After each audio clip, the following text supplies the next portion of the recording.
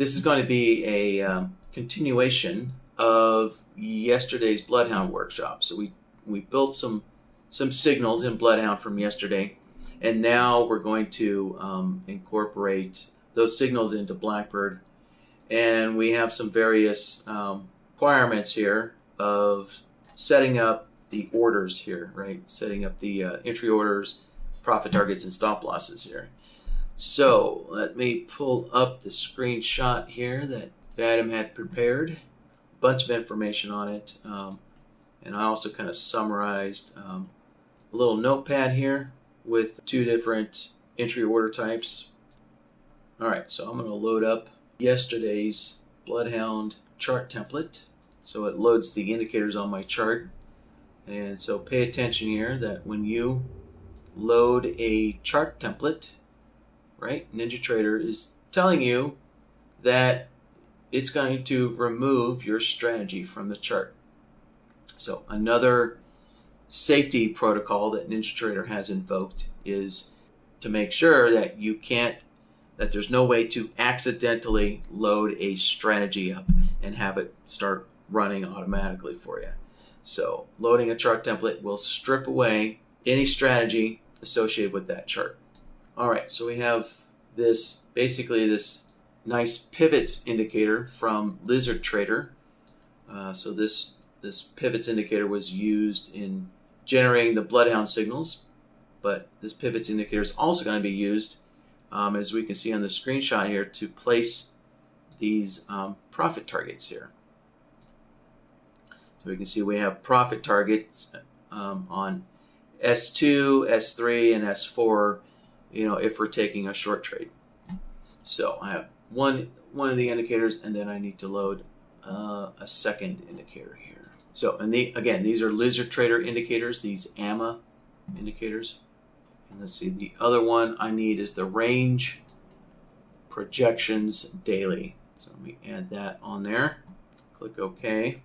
Make some adjustments here and see if I can get rid of that box. I think the only thing, kind of based on the question here, I think the only thing we're interested really is in the ADR. Yeah, these ADR lines, ADR target levels probably. Yeah, there, let's turn those on. Show labels, show ADR data box. Okay, there's that data box. All right, let's get rid of that. And let's see. All right, so we have target levels. I'll make sure these are a little brighter. All right, let's see what we have. I don't see any ADE options in here. Let's see. Let's go with that. Let's see. All right, so we have the ADR 20 low, but I don't see. Oh, maybe the ADE is the expansion. All right. There we go. Expansion levels. All right. Okay, there's the ADE. All right. Okay, so there we go. So we our profit targets for this second entry order, needs to access the ADR and the ADE. All right, now my chart is set up here, ready to go. Let me save a chart template here because that was a lot of work. All right, so we have a chart template saved. Okay, so let's see. Next step, let me get BlackBird up and running. So let's go to the strategies here. Let's add BlackBird on here, and let's enable it and get going. All right, so now let's take a look at what we're doing here. So if we take a look at our little screenshot here. So essentially what it's saying here is, once we get a trade signal, then once we get a trade signal, the first order is going to be a market entry. We're going to use a market entry order, and we're going to place 3 contracts so that we can have 3 profit targets, right? So we're going to have a profit target at S2, S3, and S4. And then our stop loss is going to be at the highest of the DP, the PP, and the CP lines. So if we take a look at the chart here, yeah, those lines are right here. Let's scroll this back a little bit. Yeah, there we go. So we can see right in the middle of the chart is the CP, PP, and the DP lines. So we want the highest of those. And so it's my understanding that sometimes the DP and the PP will flip sides from time to time. So the CP is not always on top. All right, so yeah, so this one's going to be pretty straightforward. So let's just create that one. And then the next order, this is kind of a, think of it as a scale in order here. This one has a little more, just a tad bit more complexity to it, but not much more. All right. All right, so let's start with a market entry. And our profit target is going to be using a profit target. Yeah, it's just the S2. Okay, so there's no ATR offset. All right, yeah, so the profit target is just based on the pivots indicator. So I'm just going to select custom here because there's really no quick list here. Yeah, there's no real convenient quick list here to choose from. So let's just go to custom, open this up, and click on the options tab there. So our initial placement is going to be based on an indicator value. All right, so we are using the amaPivotsDaily indicator here. All right, so let's go into our initial placement and then go into the indicators list and go to Lizard Trader and find that Pivots Daily. There it is. There's our Pivots Daily. In this example, we're just using the default indicator settings here. So, but do make sure that if you need to change any indicator settings, change them so that they match what's on the chart. So, S2, what I was given was information for a short trade here. So let's open this up again. So S2, there you go. S2 is for a short trade. So then R2 would be for a long trade. So set that like that. All right. No offset. Now there's no offset from that, just the pivot line. So we're done. All right, now the stop loss. So let's see. Let's go and use a trailing stop loss here, and I'm going to select the ATR one. So that'll set up the ATR for us automatically. And the reason why is if we look, we're going to take one ATR, add one ATR to the highest of the three central pivot lines, right? So basically using the ATR quick list, set up that ATR for me. So saves a little bit of time. So let's go into initial placement here. And again, we want to use indicator value. So let's select that. And let me go ahead and modify the ATR. So we want a 1 ATR, not a 1.5. So there we go. Just change that, take out that 0.5. All right, so now let's go into the indicator here. All right, so we already have the Pivots Daily kind of selected for us, pre-selected for us. So now we just need to find. So what I'm going to do is we want the highest of the three, central pivot lines there. So I'm gonna just start with the one in the middle, which is going to be the PP. Right? I'm pretty certain that the PP line is probably always in the middle, and it's probably the CP and the DP that can switch sides there. So I'm just going to use the PP as kind of the initial placement. Right? So there we go. All right. So we have the the PP line with the 1 ATR offset as our initial placement. And so now to move to the highest of those lines, actually, you know what?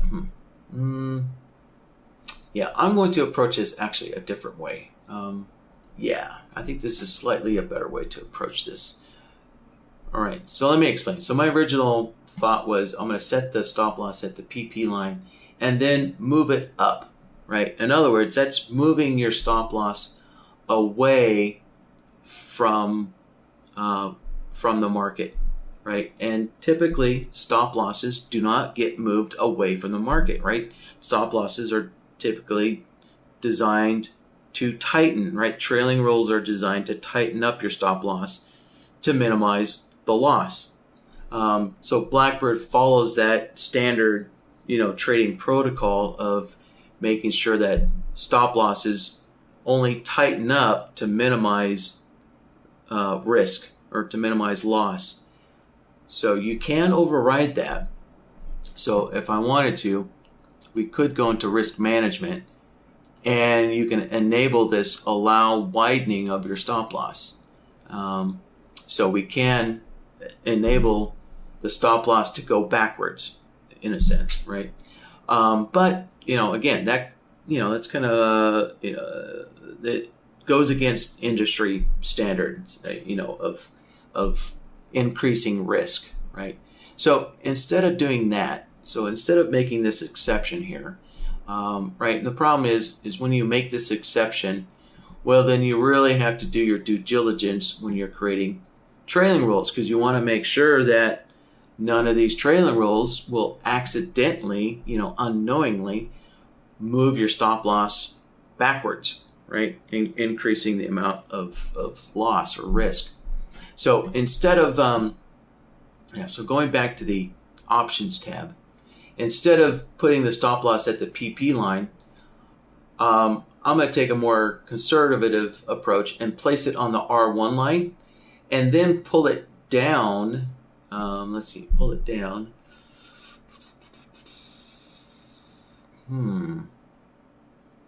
Yeah, pull it down, to the highest. Actually, now that I think that now that I say that out loud here,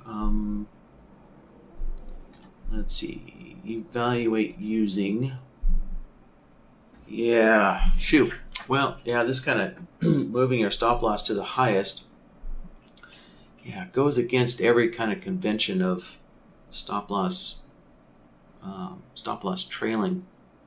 All right, well, okay, I guess we're going to have to go with my original thought here. And we can do this, so this is only going to work because there actually is no trailing, there is no true trailing component to these stop losses. So these stop losses are not going to tighten themselves up. Right? They're going to stay in a fixed location.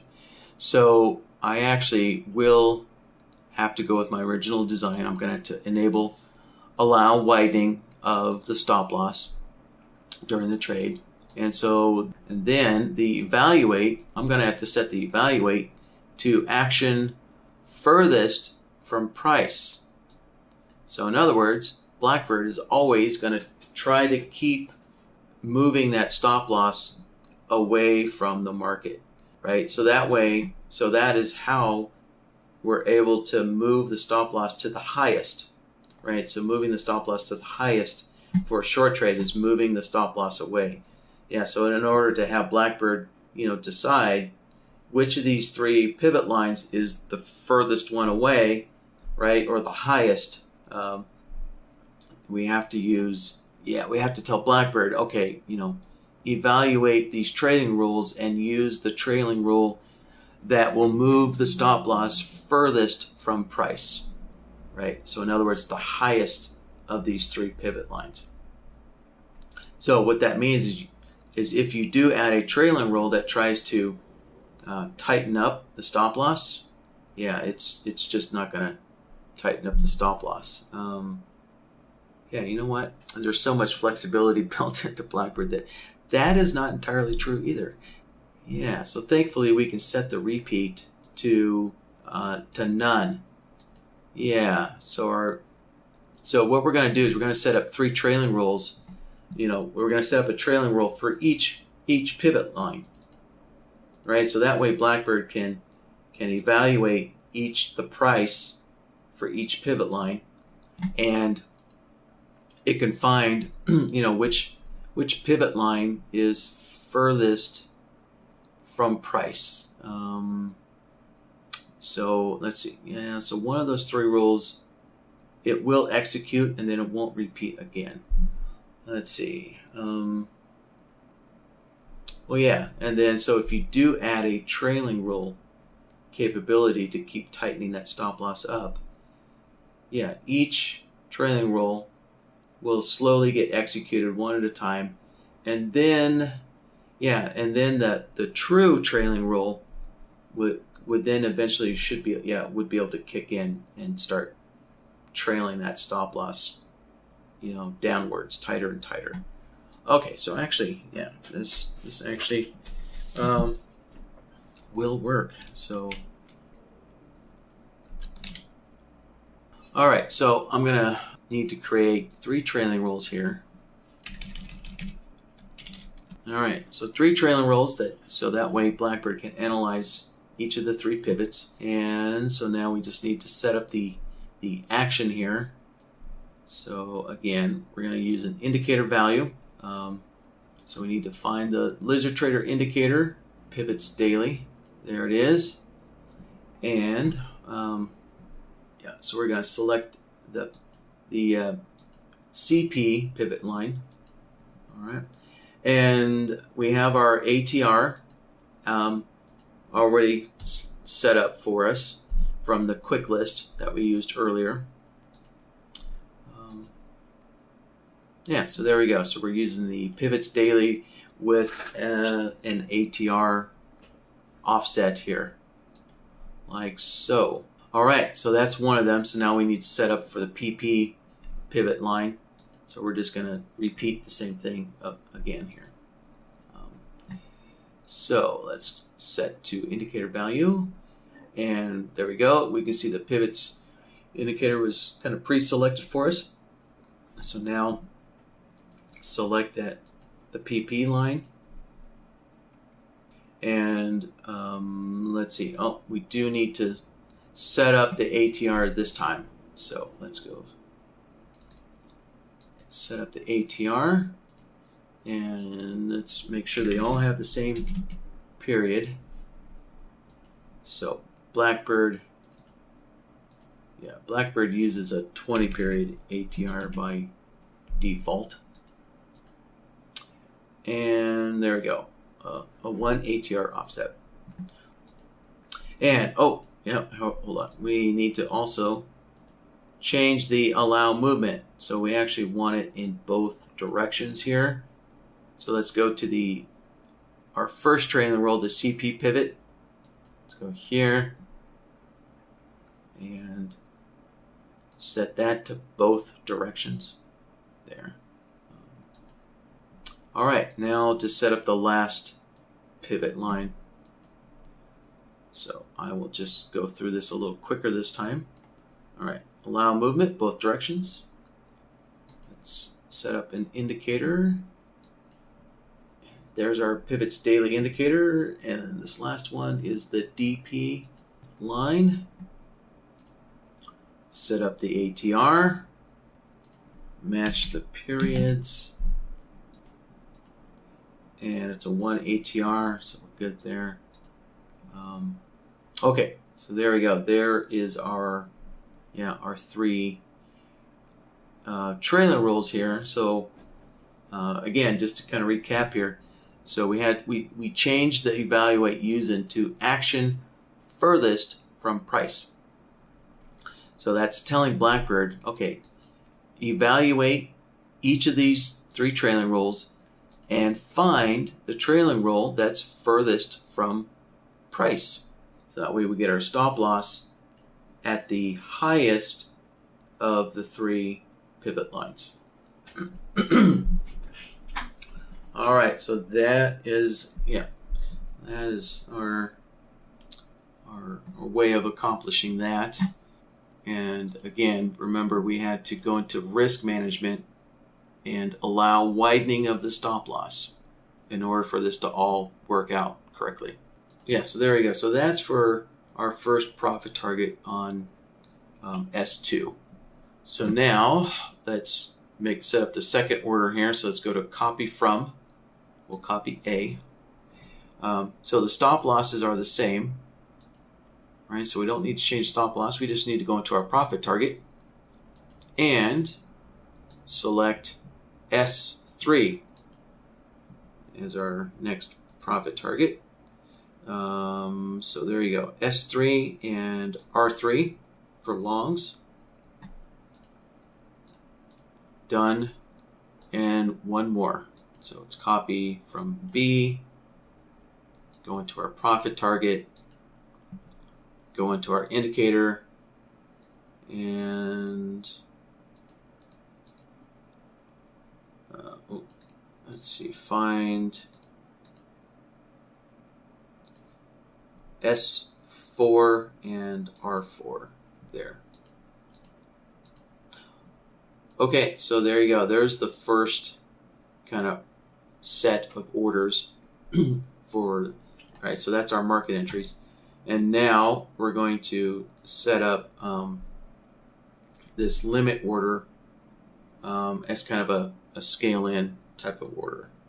Yeah, I guess that's what you would consider it. All right, yes, yeah, so limit order at S1. So we can place a limit order at S1 because the BloodHound signals. Let me close that out, and let's see what we have here. Here we go. So yeah, so there we go. We can see a trade signal there, and there, slide that forward so we can see that the market, right, price has to break through S1 for a trade signal to happen. So we know that basically price is broken. The other side has crossed basically S1 in order to get a trade signal. So we can then place a limit order at S1 because it'll be above the market there. So, all right, so let's open this up. Stretch BlackBird out a little bit. All right, so let's set up a limit entry, and then go set up the initial placement here. So again, we're going to use an indicator value, and we're using the BlackBivotsDaily indicator, and we want S1 for shorts, R1 for longs. All right, looks like so. Okay, next step is our profit targets. So, all right, so our profit targets are going to need some trailing rules as well, because we want the lowest, or basically the furthest out of the range projection daily indicator. So we want to find the lowest, or so for short trade the lowest, but basically it's the furthest out of the ADR20 or the ADE20 indicator. So it's very similar to what we did with our stop losses earlier, but now we're going to do it with profit targets. All right, so let's set up a profit target, and let's see. Let me just take a quick look here. So I need to look at the indicator on the chart. Oh, there's insufficient historical data. Okay. All right. Well, before I go any further, let me save what we have here so far, because I'm going to have to make some adjustments to the chart to get the indicator working. Okay, so there's today's date. Got that saved. And all right, so let's add 41 days. I guess I'm going to need an extra day. There we go. Okay, so at least we have our range projection daily working, at least on the last couple of days here. So for today, the ADR is actually lower than the ADE. So apparently that's not always the case. I guess the ADE sometimes might be lower than the ADR. So, but yeah, I'll just set it up to place the profit target at the ADR. And then we'll use a trailing rule to evaluate the ADE and see if that's further out. So, all right, so profit targets. Let's use a custom profit target. We'll go into the initial placement.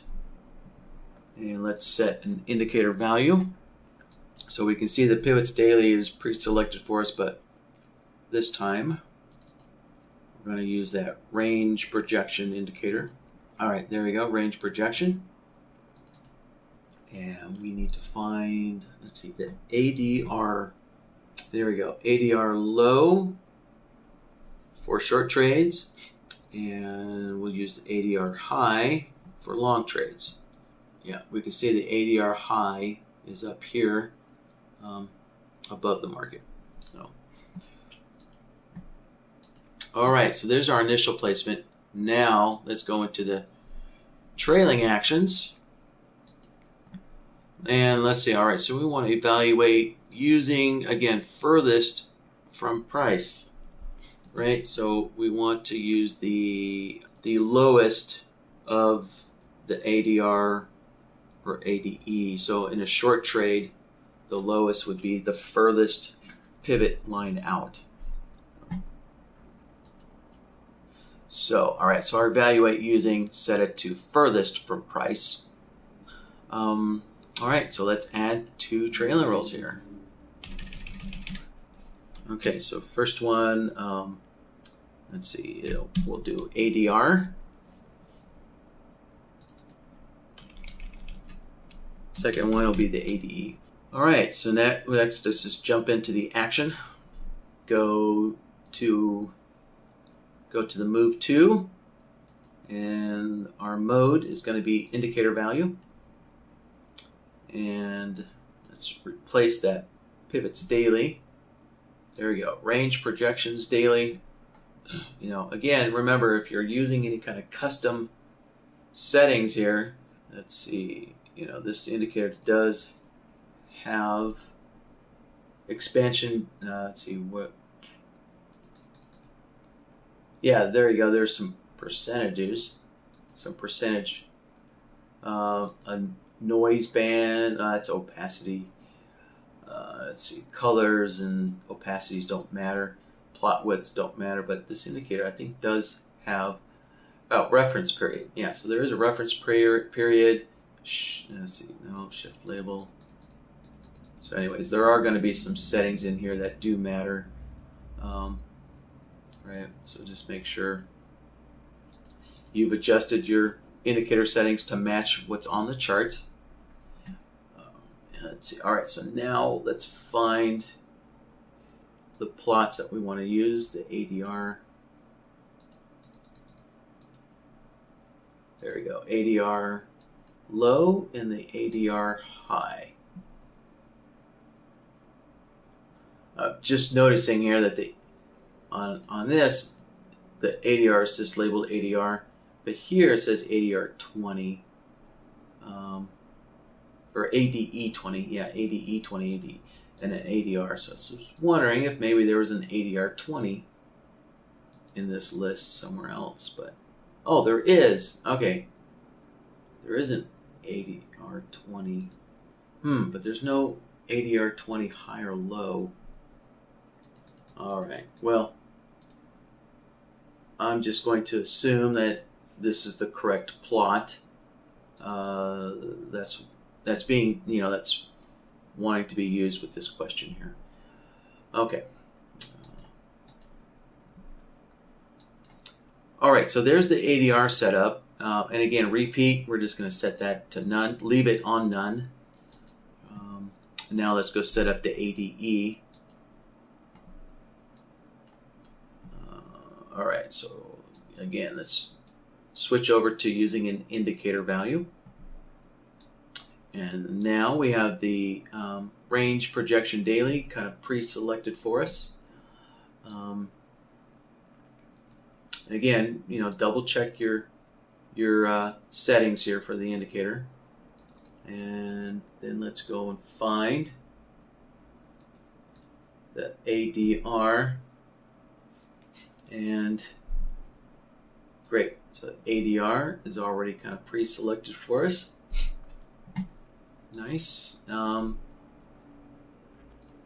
then double check that repeat is set to none. Right. So remember these rules, for the profit target, and same thing for the stop loss. These trailing rules don't need to repeat themselves because they're not, true trailing rules, right? They're not moving the profit targets on a tick by tick basis as the market moves, right? These trailing rules are just there to do a one-time evaluation of the ADR and the ADE, and just make a one-time decision of which of those plots is going to be the furthest out, the lowest or the furthest out, from the trade, right? So once BlackBird is evaluated each trailing rule to find out which one's the furthest, the job is done.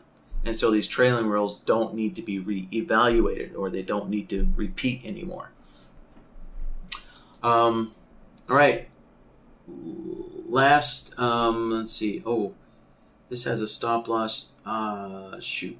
This has the same stop loss here. Boy, and I didn't use the copy feature. All right, yeah, you know what? I think it's going to be quicker, actually, if I delete that and do copy from to set up my stop loss. Yeah, the stop loss was a little more complex than everything else, so I can I can recreate my entry order very quickly.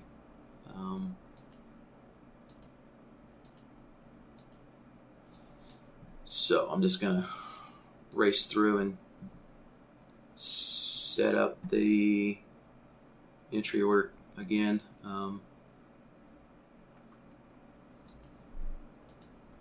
All right, and let's see. Need to recreate the profit target again. All right, there's the initial placement for the profit target, and I'll just need to, recreate these rules again here. All right, yeah, good. So the ADR is already selected for me, and let's set up the ADE.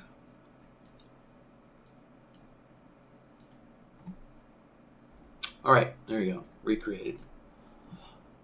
And okay, let's save this file here. That's right. I'm not quite done yet. We didn't hook in our BloodHound signals from yesterday. Yeah. So let's quickly hook in those BloodHound signals from yesterday. All right. So I just selected the BloodHound as our signals. And now let's go load up the template here. So under the template file, we're going to click on the button there. And here we go. Opens up BloodHound. And yeah, we're using yesterday's workshop BloodHound file. Load that. And I would say it's good practice to take a look at your logic templates here. So let's see, we're going to be using the daily pivots S1, R1. That's the system here. And as I always say, it's a good idea to take a look at the logic board to make sure everything's connected up, right? Because, when you're building your BloodHound logic, it is very easy to, maybe accidentally leave something connected when you're kind of doing some testing or something like that, right? Or when you're debugging something. So you might find one of these leaders connected up wrong. So just double check your leaders, make sure everything looks like it's connected correctly. Just as a double check. So, all right, and let's see our entry signal. Let's put that on um, the logic template we want, and we also built a exit signal as well yesterday as a last minute question there.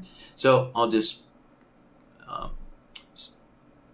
select that exit in there, and of course, you know, if you guys don't want to use it, all you need to do is just turn off the exit signals, and it's off. So there. Let's save this again. All right, so with that, let's see, let's minimize that screenshot, and oh, yep, and so please notice down here, BlackBird is giving us a little warning here, right? So one of the indicators used in BlackBird is using multiple time frames. So we need to reload the chart to load the multiple time frame data. So yeah, so one of those AMA indicators is using multiple time frames in it.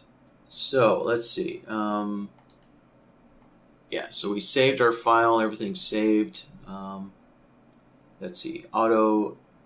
The auto button is set to disabled.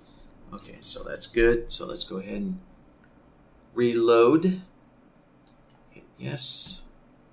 Oh, and also, yeah, remember, I loaded a chart template, right? That loaded the pivots indicator, and that also loaded BloodHound on the chart as an indicator. So I'm going to go into my indicators list,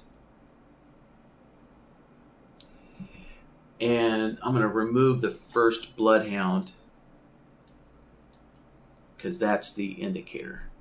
This second BloodHound, right? If we look at the second BloodHound, you see all it has is lines and plots, and that's because that's how NinjaTrader adds an indicator to the chart from a strategy, right?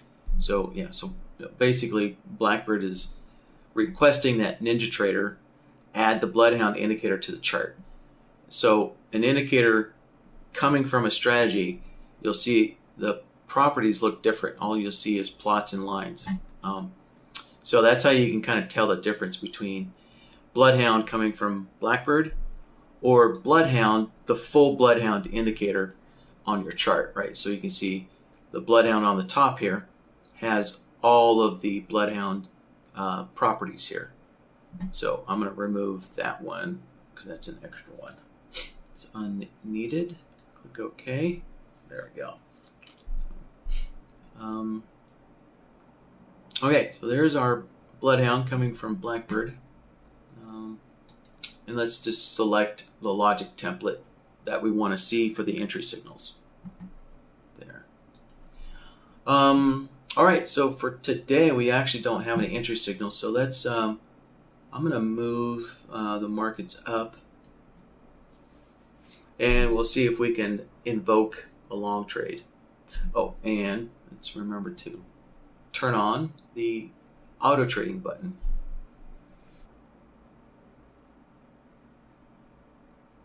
All right, so we're waiting for price to get up to the R1. So once price breaks and closes above R1, we'll get a trade signal.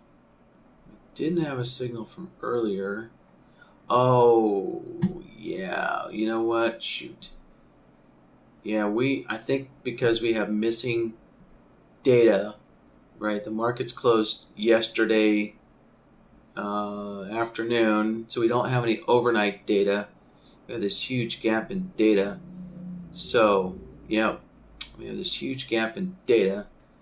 So, shoot. So we're not going to get an actual BloodHound signal, but we can just simulate it, and I can just say go long. Bingo. Go long. And there we go. So now we can evaluate. So there we go. Our stop losses are below the lowest of the three pivot lines there. And that's about 1 ATR. Remember, on a range chart, an ATR is basically, 1 ATR is just going to be the size of a range brick, right? And here we go. We got profit targets at R2, R3, and let's pull this down here. There we go. So here's our 3 profit targets, like so. There we go, let's pull that in. And yeah, if price comes down a few more ticks, it will hit our scale in order here, this limit entry. So let me pull that market down just a little bit and get that filled. There we go. Now it's filled. And let's see here. Yeah, so we have, so there's the ADE and the ADR. Excuse me, the ADR is a little bit below it, and our profit target is sitting on the higher of the ADE. So great. And if you really want to, like when you build a complex system like this, when you're building it on your own, and say like something didn't quite, a stop loss or a profit target didn't quite go where you thought it should go, while you're kind of testing things out, the first time, just keep in mind that BlackBird provides feedback on everything it's doing so that you can debug and understand what BlackBird is doing. And so with that information, you can then kind of figure out, oh, I set something up wrong, or my indicator is, giving me the wrong value because some setting was not set. Some setting in the indicator didn't match the settings I'm using on the chart, something like that. So to get that information, that all that decision-making information from BlackBird, what you want to do is go to the control center and open up the NinjaScript output window. All right, that takes a little bit to load there. And so we have the output window open, but also, let's see, I'm going to have to close, or I should close everything out here. And also, we want to go into the strategy. So if I click on BlackBird, we can see disable debug messages is checked, right? So we actually want to uncheck that. Well, actually, or let's see here. Yeah, there we go. We also can do it internally. So there we go. So we don't actually have to disable BlackBird. So let's go along again, and there we go. So now we can see that BlackBird is going to give us a bunch of information on everything it's doing.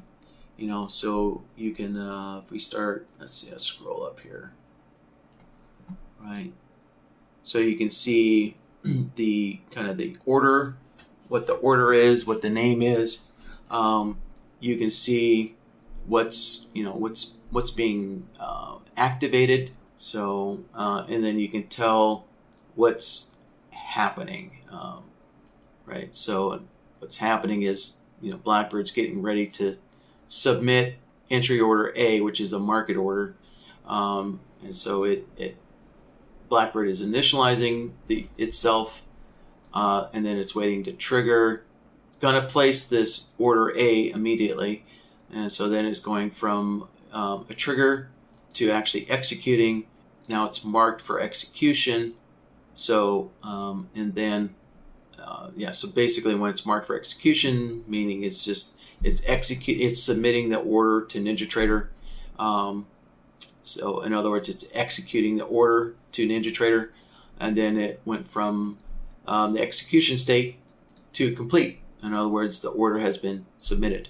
So so there's all kinds of information on everything that BlackBird is doing, right? So this first part, right, you can see this is all about entry orders, being executed, and then right once entry orders are all gone through their execution stage or placement stage, then next you can see that the stop losses are being BlackBird is evaluating or preparing the stop losses and submitting the stop loss orders. There we go. So there's all the stop loss orders. So if you read through all this, you can see that basically BlackBird it's submitting the stop loss, and then it's evaluating all of the trailing rules here. Let's see if we can find an example.